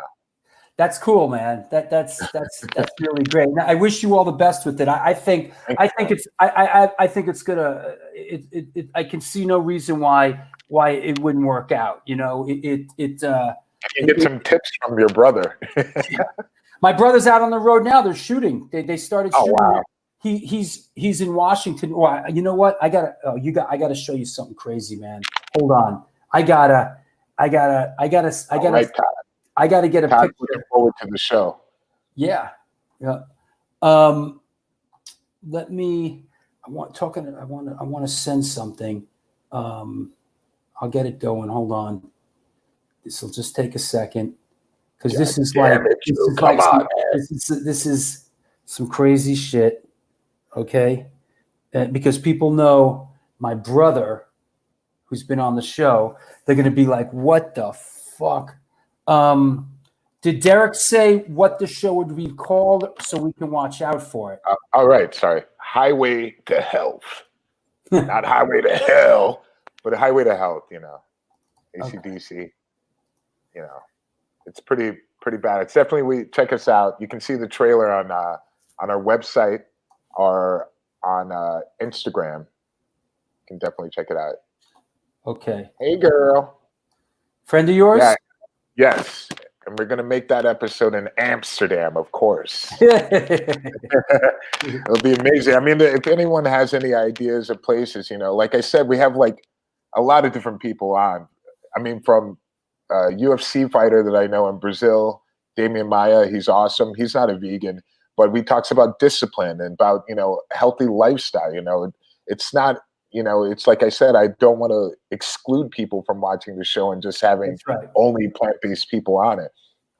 There's the CEO of Ford Motors of South America that I got to be on it, and he's Irish.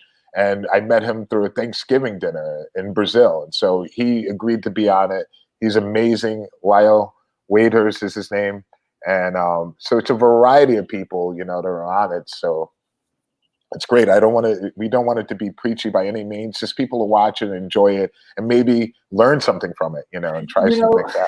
There's always, when you're treading on that kind of ground, there's always, but you know what? I'll give you this, brother. You're used to it. You fucking joined the band. You joined a fucking band that, and you took fucking years of heat and bullshit, So it's like you're resilient, bro. You're a resilient motherfucker because all the bullshit you've taken through the years of fronting, Sepultura, it's like the same thing. I'm resilient too. I can handle it because the voice of dissension is always the loudest. And we could have 1,000 people that love the show and this and that, and then there's one person going, preaching.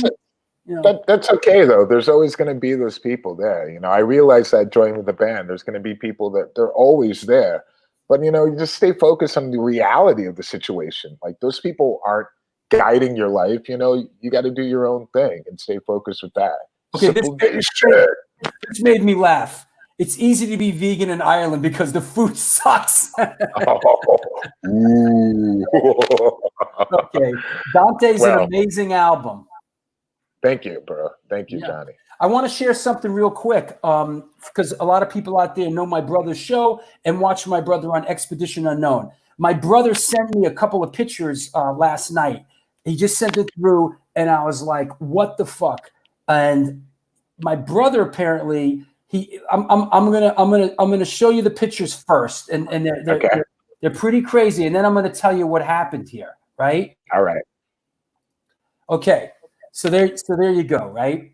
My brother sends me this picture in the middle of last night, and I said, "Yo, what the fuck happened?" He says to me, "So they're shooting up in Washington State, right? Washington State." He's like, "Yo, Mike was driving. I was sleeping in the back of the car. Coming home after the shoot, we were flying down the highway, and we hit a deer." Holy shit. And he was sleeping in the back of the car, man. Oh my God. He sent me these 2 pictures with the caption, "Yo, we hit a deer last night." Look at that, man. Oh man. But I said, wow, that looks really fucked up. As he says, everybody right? He said, it looks worse than it was. He said, these cars nowadays like crumple. Like you touch them and they like crumple up. He said, it's true. It looks a lot, moose tacos. You figure it was a moose, right? You know? Or a brick wall. You know what? Maybe you're right. Maybe it was a moose, because you know what? He said that the animal kind of jumped off into the woods. Maybe they friggin' hit a moose.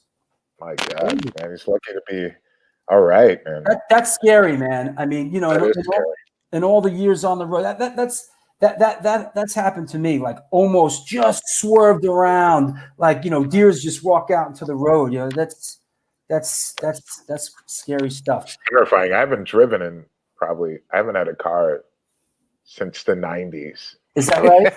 The last car I had was a Ford Galaxy, 1972 Ford Galaxy, baby. Let me put a picture up of the band, just so this is the current lineup, right? Yeah. Yeah. Okay. Just so you don't look too happy there. Just so you can't be happy in metal. You have to. Yeah, I know, right? I tried that before, and people are like, "Hey, tone it down, man. That's not metal." Listen, I don't know what Andreas is drinking. I guess baby's blood, because he doesn't look like that motherfucker's aged a day in you know, since the last time I saw him 20-something years ago. You know, it's true. You wouldn't be the only person that said that, but I think it's rock and roll that, you know, like that's what's kept him young. You know, and not going overboard in the lifestyle, but music and being around those young kids in the pit. Absolutely. You know, that'll keep you young. I feel it. Great guitar player, man. He's phenomenal. So, look, I want to the metal Jerry Garcia. Somebody said. What that means? Why would metal? That's awesome. You know, the metal Jerry Garcia. Sid the Kid, I want to thank you for coming on the show, bro. We had a lot of laughs. You know, it was a pleasure, man. That's what it's about. Great catching up, man. It is, you know, it's really nice. You know, I don't know, something crossed my mind, or I saw that you were watching and you posted something, and I'm like, yo, you got to come on the show. You got a lot of great guests coming on. And tell Sammy I said what's up. I see Sammy every now and then since he's out here in California. So I texted him. That you're coming on. He was like, I'll be watching. You know. Oh boy. From May, Derrick, you're a joy to watch. It was such an awesome interview. Thank you so much, May. Yep. Let me Sid the Kid had to go do his radio show, but Steven Messina's out there. Sid the Kid. Let me bring represent H2O. What's up? Hey, Steven. How you doing? Good. Anything for Derrick? No, I'm just enjoying the whole thing. All right. Good. You know, I got nothing. I got you know, just like I said, I'm enjoying. I really like to see the show though. Once it happens, once it actually happens. Man. Absolutely. I'll make sure that you are on the list, my friend. Oh, absolutely. Absolutely. I'll bring my peppers with me. The peppers. Yes, the peppers. I was like, I got the peppers. They're fresh. I got more peppers. They look delicious, man. Oh, they're phenomenal. We just had some actually while the show's been happening. He grilled some. We had some. Oh, yeah. No, this is good stuff. Hardcore Peppers Live. Today we're going to be talking about red peppers. So this is it. Life. Peppers. Chris Corkum says, Derrick, Chris Corkum, a friend of ours up in Massachusetts. Derrick, you're awesome. Another favorite. Thank you, Chris. Appreciate that. Yes. Another great show. And let's just make this the first time he's on the show, not the last. What is this, Derrick? Derrick, how was your time in Chechnya? Were you in Chechnya? Nobody. You guys Actually, played? my son is Czech. Is that It's right? Czech Republic. That's how they call Czech Republic now. And my son is half Czech, so he was born in Prague. Oh, My time was fantastic there. I love it. yeah. Yep. Okay. So that's let me see if there's anything else. Dobranoc. And who's this? Boy, this is like your biggest fan. Who's Monique? Monique, dankjewel. Yeah. Thanks for a great show, Drew. Well, thank you, Monique. You were so enthusiastic about this show. And when you're enthusiastic about it, it gets us all excited. So yeah, she represents, man. She's definitely out for supporting, representing the good. Hey, here's a question as we're heading out the door here. Someone, Derrick, top 5, and we don't have to do top 5, but, you know, Okay. top 5 1990s shows you saw in New York City. Like when you were like living here. Does anything really resonate from you know? There was there was so many good shows, but definitely seeing I saw a really cool Madball show at Wetlands, which was insane. A really good show by Neurosis at Limelight. Oh wow. Yeah, that was like a rarity type show. It's like, holy shit. Oh man, that's a great question. But those are the two I can think of at the top of my head. And of course, when Cro-Mags came to play again, and I was like at Wetlands, and I was, I think I was like a bouncer on stage for the guys. I was like, get off the stage, man. But it was like the return of Cro-Mags. So that was definitely a lot of fun. New York was a vibrant place in that sort of mid 90s. You know, I was managing Beastie Boys at Coney Island High. Oh yeah. What was that? That was Sid the Kid was going on it. What was the name? They went under Zephyr or something, or they went under a different name. Yeah, I can't even remember the name, but it was like phenomenal. Oh, here's a question from Johnny Hendo. Yo, Derrick, what song did you try out, and what song got you the Sepultura gig? Well, I'll tell you what, Johnny Hendo, we talked about that already on the show, so you might want to go back and fucking watch it. Wow. Damn, Drew. Don't treat your peeps like that. I love my people, bro. Listen, I do, man. I love my people with all my. I'll give him a quick answer. It was. I do. It's on the Against album. Listen, don't cut them any fucking slack, bro. Don't fucking. Oh, that's cool, Drew. That's cool. Now I feel bad. Now I'm like a real shit here, Johnny. No, you shouldn't. Johnny, it was Choke. That's the song. Yeah. Let me halt the show for Johnny. Johnny, it was Choke. That's the song that they gave Derrick the tape, and Derrick, sent it to them, and then they invited him down there. So I hope that. And I want to hear that there's a version that the singer from Testament, Chuck Billy, did. Oh, that's right. Well. That's right. I heard that Chuck tried out. Right. And Phil Demmel from Machine Head tried out as well. I did not hear that. Yeah. Thank you, Johnny. I'm just busting your balls, bro. And I love everybody out there. I'm not, but we got to be silly with each other. Yes, absolutely. Especially nowadays. This has come up like 30 times already. What about jamming on Roots with Steve Vai live? What's up with that? That was incredible. Like, where was that? I haven't seen. I gotta find that. This was at Rock in Rio in Las Vegas. It was the first time attempt that Rock in Rio were doing the Rock in Rio show in the United States. So we wanted to do something special, and we have the same business manager as Steve Vai. So it all worked out. Steve is incredibly cool. He's a phenomenal guitar player. Of course, everybody knows this. But it was so much fun working and jamming with him. Really, it was easy. And for him, he truly enjoyed it. He was like, "Oh man," he was like, "I don't get asked to do these songs often, and it's great." And it was just a great time hanging with him, his family, who he brought to the show. It was great meeting them. And Rock in Rio, they were just really open to have this happen. Like we collaborate with different bands live on stage, which we have done at previous Rock in Rios in Brazil, the real Rock in Rio. We've done jams with Mike Patton, right. With other talented musicians. There's this other group from France that we jammed with, Tambor du Bronx, where we did an entire set with them and recorded a DVD with them. You know what? I have. Let me play. I found the clip. I'm gonna play it like. Let me see. I'm gonna play like a couple seconds of it. You know, right. so I don't get fucking up in trouble. Yeah, there it is. And screwed. Yeah. Oh my God, he's the master.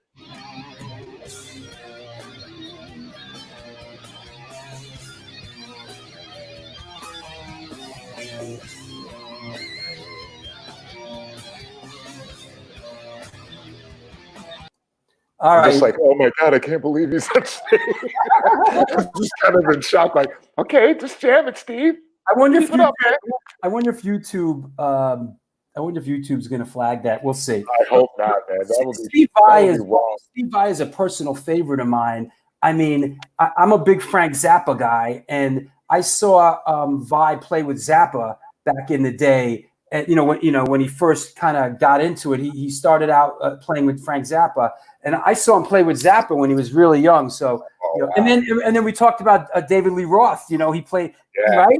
He played with David Lee Roth, and he's going to be on our show, Highway to Hell, for sure. Oh yeah. Listen. Here you go.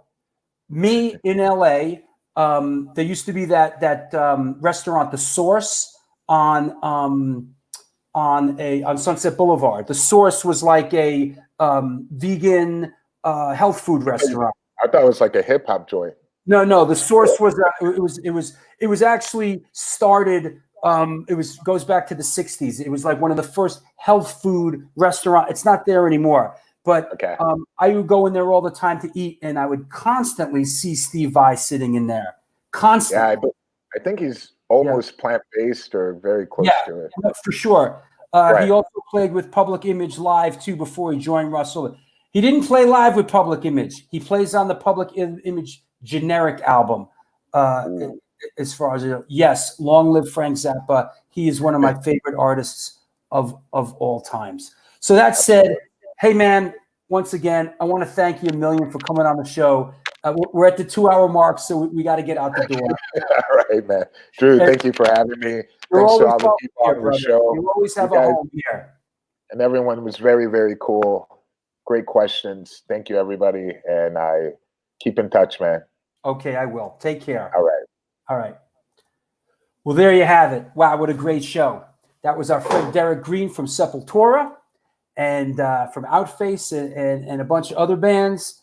Bye, Derrick. Hope you all enjoyed it. I sure did. It was so nice to see an old friend. I mean, I haven't talked to Derrick. It's probably been, I don't know, could be like 20 years. Since we were on the road on that Biohazard Sepultura tour. So it was really great to reconnect with him. And that's what our show is all about. It's all about community and culture and all of us getting together. Paul, thank you for a good show. That was really great. What else? Let me say my goodbyes to everybody. Thank you, hon. I'm not sure how to pronounce your name. Lenkos? Well, bye-bye, Lenkos. Thank you. Great to see everybody. Bananas, thanks for chiming in. New York Hardcore Comics, thanks for sponsoring the show. Larry Kelly, I love you, bro. You thanks for your help with everything. Yes, Todd Hamilton. There's a doc on that restaurant, and the founder, the Source family. A friend of mine directed that documentary. It's actually really good. That doc. Johnny, thanks. I was just being silly and I bawled you out. I love you, bro. Yes, the Jazz Discharge Party hats. Steve Vai. Rest in peace, Saratoga Winners. Not sure where that's coming from, but yeah, Saratoga Winners was a great venue.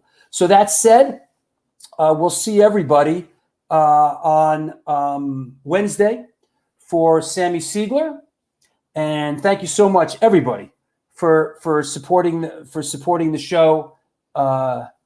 You light up my life, you really do, and thank you for giving me this opportunity to live my life as an independent artist, an independent filmmaker. So that's it.